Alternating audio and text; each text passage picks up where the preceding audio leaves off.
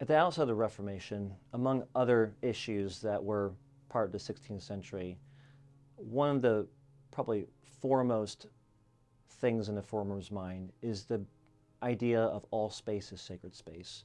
The Roman Catholic Church had divided people between clergy and laity so much that the laity, the common people, felt that what they did did not matter to God. Women didn't feel that their role in the domestic household was valuable to God. When the Reformers started to preach in the 1540s and 1550s, particularly in England, the Reformers reminded women, children, and men that their vocations were utterly and intimately important to God. Part of the reason that they emphasized that is because of the priesthood of the believers. The doctrine of the priesthood of believers encouraged men, women, children that you had direct access to God. You did not have to go to your mediator, the priest, or the Pope. You did not have to answer to any of those men. You can go directly to God in a Hebrews 4:16 way.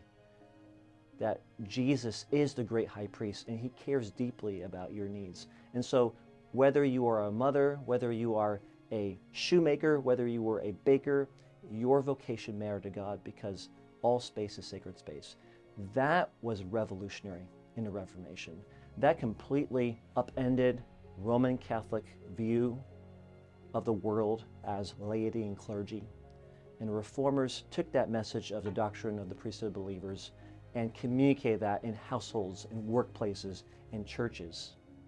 Now the application, the relevance for that today, I think, is very appropriate and relevant.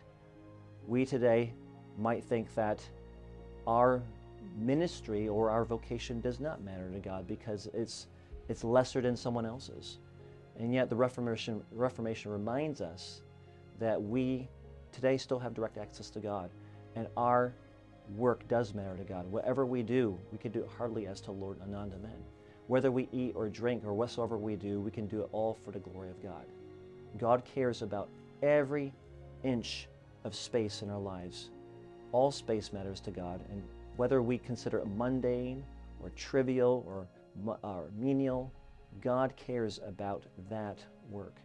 And so I want to encourage our churches today and our students to think about God cares about our work. God cares about our labor. It is not insignificant. We can do all things for the glory of God.